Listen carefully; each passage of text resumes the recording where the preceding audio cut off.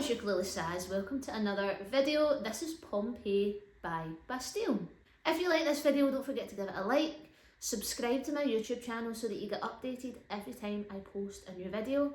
And if you really like my stuff, check me out on social media, Ukulele Saz on Facebook, Instagram, and you can also become a member on my Buy Me a Coffee page where you'll get access to all of the online lesson materials and resources that go along with each lesson too, so don't forget to check that out. This is a really lovely song, and I decided to do this song in the original key. This song is originally in the key of A major. If we take our Noisy Clan Circle of Fifths, 20% off if you use the code SAZUK, by the way, then you will see in the key of A we have A, D and E as our major chords, and then we have F sharp minor, C sharp minor and B minor as our minor chords. Now today we're going to need the 1, the 4, the 5 and the 6. You've probably heard of that chord progression before in a slightly different order, right enough. So we're going to need our 3 major chords. We're going to need A, D and E, and then we're also going to need the relative minor to A, which is F sharp minor. Now the chord progression for this song is almost the exact same the whole way through. It only changes in one line of the song. And the cool thing is you can choose how you would like to play this, and I'm going to give you a much easier way to play in the key of A major, and I personally think it sounds lovely, and these chord types and these slight variations actually work really well and allow you to play in a totally different key than C and F and G and D that we're used to playing on the ukulele. Let's look at both ways on how to play the chords. So typically in this song we would need the A chord, we would need D major, we would need F sharp minor, and we would also need an E. Now many of us know when we play E, it's quite a tricky chord. And I have got some songs in which I go over this in more detail, so don't forget to check those out. But instead of playing with those 4 chords, I have some slight variations that make this a little bit more fun to play, that move you up and down the fretboard a little bit more, and we only have to change 2 of the chords to slightly different chord types, and it creates a whole different feel to the song. First, let's look at the actual chord progressions of the song, and then we'll look at the variations of them. So the chord progression of the song actually starts on the 4 chord. So we start on D, we do D, and then we do A, which is the 1. We then do F sharp minor, and then we do the dreaded E chord, the 5. So we've got 4, which is D, O, A, and then F sharp minor, and then an E, and we can slide back to D, it's much easier, A, and then an F sharp minor, then to E. And it sounds really nice and bright because these are all major chords. Now if we build in some strumming to this, which we're going to play just down, up, down, up, down, up, down, up, it's going to sound like this. D, A, F sharp minor, and E, and then a D, and then an A, and then an F sharp minor, and then an E. And that's almost the whole song. The only part where it's slightly different is the line that says, how am I gonna be an optimist about this? And that part of the song we play D for 2, F sharp minor for 2, E for 4. And again we do that little slide back from E to D, that makes it a little bit easier.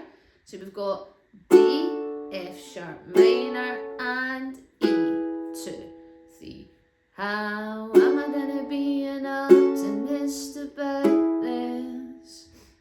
So, if I was to sing a little part of this song, using those chords and playing the major version of the chords, it would sound like this. And if you close your eyes, does it almost feel like nothing's changed at all? If you close your eyes, does it almost feel like you've been here before?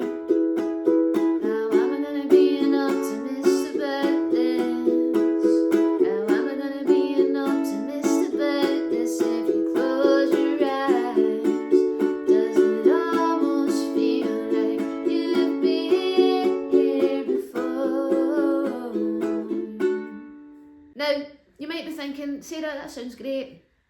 I like the key, the chords, but I just don't like that key of A major. I just can't get my head around this E chord. The rest are all fine. We're going to take things in a slightly different direction. What we're going to introduce are suspended chords. We're going to introduce D sus2 and E sus4. So D sus2, now you'll notice, and this is the trick here, because what's going to happen is we're actually going to connect all of our chords with the middle finger. Yes, I'm holding it this way. Our middle finger is going to stay on the same string the whole entire time. We're going to use suspended chords, which create a little bit of a sense of nostalgia, and they're quite emotion evoking, and I think they add a really nice touch and twist to the song. So I'm going to play a D sus2, which is, I'm going to use my middle finger and my ring finger. That's your D sus2. And then from here, I'm going to bring my A. I'm going to keep my middle finger there and play A. So we've got D sus2, and then A. And then we're also going to change F sharp minor. You could still play it here if you like, it's up to you. But I like to challenge us a little bit more than that. So another way to play F sharp minor is just like a D minor chord, but on the 5th and 6th frets. Now you'll notice that my middle finger stays in the exact same place. So let's go through that again. We've got D sus2, bring the finger down for A, and then slide up to frets 5 and 6 for F sharp minor. Now that's a bit of a jump, and then you're going to slide back to the 4th fret for E sus4. Now E sus4 is a lovely little stepping stone E chord. Now it can't be used all of the time. A lot of people do try and use this as an E chord substitute, but sometimes it just doesn't quite fit or sound right. However, with this song, the E sus4 is actually a lovely slight difference. Now with suspended chords, there's only one note of a difference here. We take the middle note of the chord. So a major chord has 3 notes. It's the 1st, the 3rd and the 5th of the scale. And all we're doing is lowering the 3rd note down to the 2nd note of the scale, which creates a sus2 chord, or we move it up 1 note of the scale to the 4th, which is the suspended 4th. If you would like me to do a lesson on this and explain this in a bit more detail, let me know in the comments and I'll do some videos on suspended chords. But back to it, we've got D sus2 on the 2nd fret, top 2 strings. Middle finger stays at the top the whole time. So you've got D sus2, and then an A, and then an F sharp minor like a D minor on fret 5 and 6, and then 2 fingers on fret 4. So D sus2, then A, then F sharp minor, and then E sus4, and then a D sus2 and A, then an F sharp minor, then E sus4. Now once you've practiced this, you will probably have lines on the top of your fingers because they have been gliding up and down that fretboard so much. Now if we add this to our down, up, down, up, down, up strumming, it's going to sound like this. 1, 2, 3, and...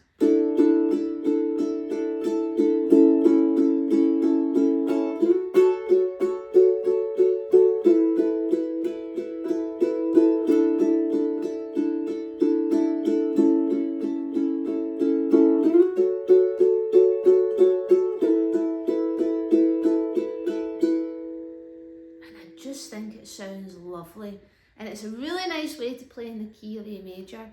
We're just swapping out that 4 and 5 chords for suspended chords just to give it a bit more of an emotional tugging in the heartstrings kind of feel. Now, just so that you can hear what those two sound like together, I'm going to play the major version of the chord for 1 round, and then I'm going to play this new adapted version 1 way round as well, so that you can really hear the differences.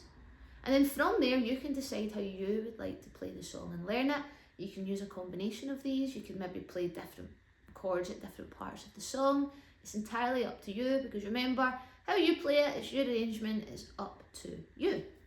So, here are the normal versions of the chords, the major versions of the chords, with the lower F sharp minor. 1, 2, 3, and...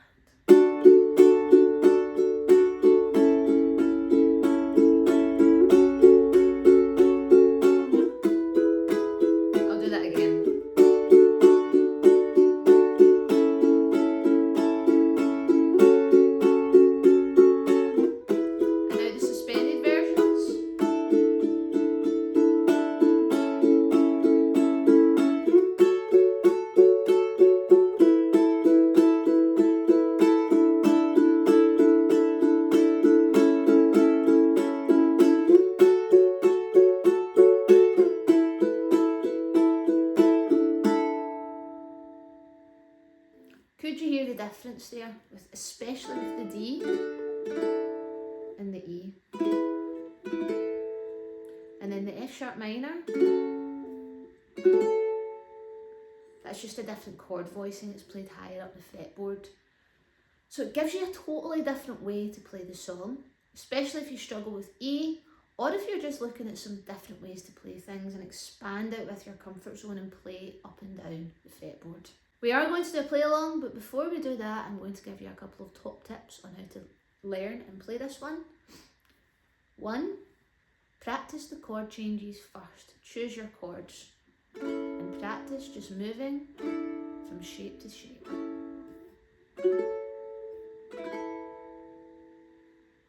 Step 2, bring in your strumming patterns. You can decide how you would like to strum it. I tend to just use down up, just because it's nice and easy, and I play this with groups of kids, so it's a lot easier for us to all strum the same thing and play down up, down up, down up, down up. There's no obvious strumming pattern in the actual song, so it really is open to your interpretation. 3, have fun and experiment. Try out different ways to play it. Maybe in the verses you stick with the major chords, but then in the choruses you maybe switch to the easier suspended chord versions. Maybe you mix and match it. Maybe you play a sharp minor down here sometimes, but maybe you play it up here sometimes. Again, your preference, your choice. And 4, this is a cool one because you can play along with the actual song in the key. So once you've built up a little bit of speed, you feel quite confident, try and play along with the song. And if you don't really like the key that it's in, maybe it doesn't suit your singing voice, why don't you adapt? Now, it does get a little bit tricky if you adapt and change key to a different version of those chords, but maybe that's another lesson for another day. Again, if you'd like to know more about suspended chords, let me know in the comments, and that might be some videos that I do for you in the future. Finally, if you're one of my Buy Me a Coffee members, don't forget to check out your extra added feature, which is how to play the intro riff with your full breakdown, play-alongs on the metronome as well, so that you can get the eh-oh, eh-oh, eh-oh, eh-oh on the ukulele too. Now we're going to do a play along. We're going to play through the first part of the song. We're going to play the intro, check that out and Buy Me a Coffee, and then we're going to play the verse and the chorus, and watch and listen as I change different ways to play the chords. See if you can join in and have fun learning and playing it for you too. 1, 2, 3 and...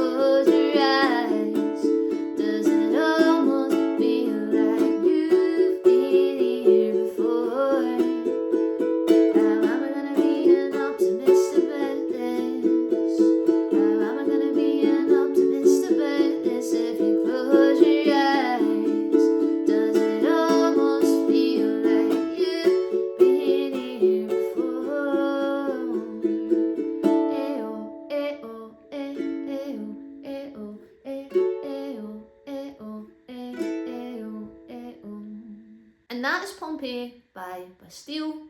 Don't forget to check it out on Buy Me a Coffee to learn the riff. Have fun experimenting with this new chords and the suspended chords, coming up with your own arrangement.